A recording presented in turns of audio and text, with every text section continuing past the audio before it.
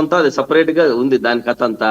ఇట్లా మొత్తం అంతా కూడా ఎక్కడెక్కడ కౌన్సిలర్ అని మా సరే ఓకే, టీటీడీది ఏంటి ఈయన మెడకు చుట్టుకుంటున్నదట వైవి సుబ్బారెడ్డి గారికి కిలో నెయ్యి 25 రూపాయలు కమిషన్ డిమాండ్ చేశారు అని చెప్పి రిమాండ్ రిపోర్ట్లో విస్తుపోయే నిజాలు బయటకు వస్తున్నాయట. అదే ఇప్పుడు తిరుమల తిరుపతి దేవస్థానం కల్తీ నెయ్యి గురించి గతంలో చంద్రబాబు నాయుడు గారు ఏమీ జరగనప్పటికీ జంతువుల కొవ్వు ఉంది అని చెప్పి తిరుమల తిరుపతి యొక్క ప్రాతిష్ఠ్యాన్ని ప్రపంచవ్యాప్తంగా ఫస్ట్ తగ్గించిన వ్యక్తి చంద్రబాబు నాయుడు గారే. అంటే డైవర్షన్ పాలిటిక్స్ లో భాగంగా దాన్ని తీసుకున్నారు. కానీ ఇక్కడ జరిగింది ఏమంటే 2018లోనే సుబ్బారెడ్డి గారి దగ్గర ఉన్న పిఏ మన అప్పన్న గారు అప్పుడే మానేశారు. 2018లోనే వారు అక్కడ లేరు, 2018కే లేరు, సుబ్బారెడ్డి గారు మానేశారు. తరువాత టీడీపీ ఎంపీగా ఉన్నటువంటి వేమిరెడ్డి ప్రభాకర్ రెడ్డి గారి దగ్గర చేరాడు పిఏగా. అవే వ్యక్తే అప్పన్న అనేటువంటి వ్యక్తే. బాబు గారు నెయ్యిలో జంతువుల కొవ్వు కలిసిందని విచారణ ఆయన ఆరోపణ చేస్తే సుప్రీంకోర్టుకు వెళ్ళి దీన్ని విచారణ చేసి నిగ్గు తేల్చండి అనేటువంటి పిటిషన్ వేసినటువంటి వ్యక్తి వైవి సుబ్బారెడ్డి గారు. అది వాళ్ళుగా చేసిండేది వైవి సుబ్బారెడ్డి గారు. ఇది అప్పుడు ఏం చేసింది తెలుసా, సుప్రీంకోర్టు కూడా దేవుణ్ణి మీరు కోర్టు కోసం లాగి వారిని వాడద్దండి అని చెప్పి మొటిక్కా వేసింది. ఎవరికి? ప్రభుత్వానికి. తిరుమల తిరుపతి వెంకటేశ్వర స్వామిని మీరు రాజకీయాల కోసం వాడుకుంటున్నారు, ఇట్లా మాట్లాడద్దండి అని చెప్పి ఆ రోజే గతంలో కూడా సుప్రీంకోర్టు చెప్పినప్పటికీ వీరు దాన్ని పదే ఇప్పుడు రాష్ట్రంలో సిట్ అంటే సిట్, స్టాండ్ అంటే స్టాండ్. ఇప్పుడు కొంచెం సెంట్రల్ నుంచి సిట్ వచ్చింది కాబట్టి కొంచెం న్యాయం జరుగుతుంది అన్న ఆరోపణ.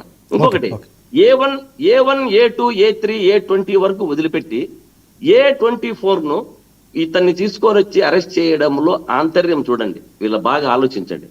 ఇతనైతే ఏదో ఒకటి ఇప్పుడు మనం గతంలో చూసాం, వివేకానంద రెడ్డి హత్య కేసులో సిబిఐ అంతా మొత్తం క్లోజ్ చేసినప్పటికీ మరి ఆమెతో మళ్ళీ సునీత గారితో మళ్ళీ పిటిషన్ వేయించి దాన్ని ఓపెన్ చేయించి లేనిపోనివన్నీ వాళ్ళని పట్టకరాండి వీళ్ళని పట్టకరాండి అని చెప్పి కాలయాపన చేశారు.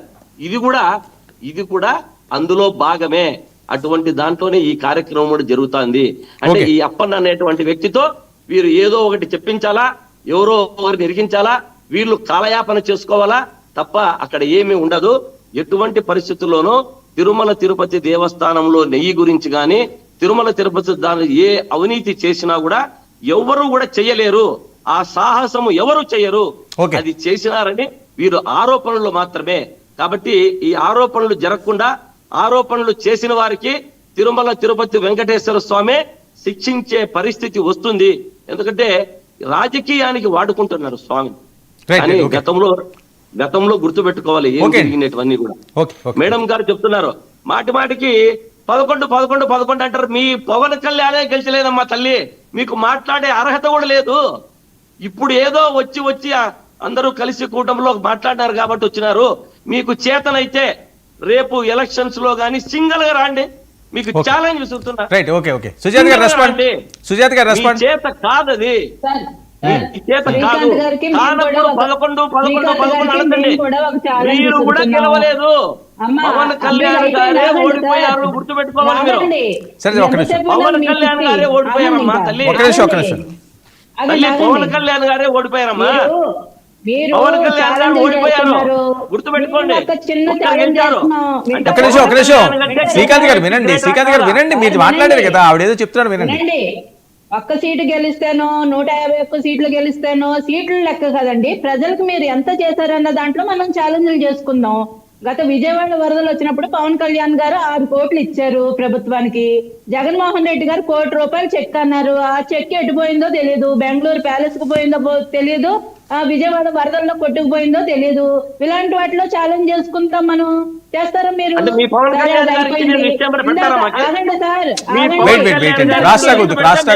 శ్రీకాంత్ గారు మీరు మాట్లాడలేదు కదా, మీరు వినాలి, మీరు వినే ఓపిక ఉండాలి. ఇందాక కేఎస్ ప్రసాద్ గారు చాలా భలే చెప్పేశారు. అసలు మరి జ్వాలాపురం శ్రీకాంత్ గారు చెప్పినట్టు ఆయన మేధావి, చాలా అందరికంటే సీనియర్, పేపర్లు కూడా చూసుకోకుండా చెప్పేస్తారు కాబట్టి నిజాలు చెప్పేశారని మేము అనుకోవాలి, ప్రజలందరూ అనుకోవాలి అన్నట్టు చెప్పారు. బానే ఉంది. తిరుపతి బై ఎలక్షన్స్ లో ఎవ్వరూ సస్పెండ్ అవ్వలేదన్నారు. ఇదిగో చూడండి, మీకు మీడియా సాక్షిగా కావాలంటే నేను అన్ని న్యూస్ పేపర్ క్లిప్స్ పంపిస్తాను. 4 పోలీస్ ఆఫీసర్లు సస్పెండ్ అయ్యారు తిరుపతి బై ఎలక్షన్స్ లో వాళ్ళు చేసిన అవినీతికి. సాక్షాత్తు ఎన్నికల అధికారి ఐడినే వీళ్ళు పాస్వర్డ్ ఓపెన్ చేసి ఓటర్ ఐడి కార్డులు డౌన్లోడ్ చేసుకున్నారు. అది అందరికీ తెలిసిన సత్యమే. అయినా కాదని బుకాయించేస్తున్నారు ఇక్కడ. మళ్ళీ కోడికత్తి సీను కేసులో అసలు సమన్లే రాలేదంట. ఆయన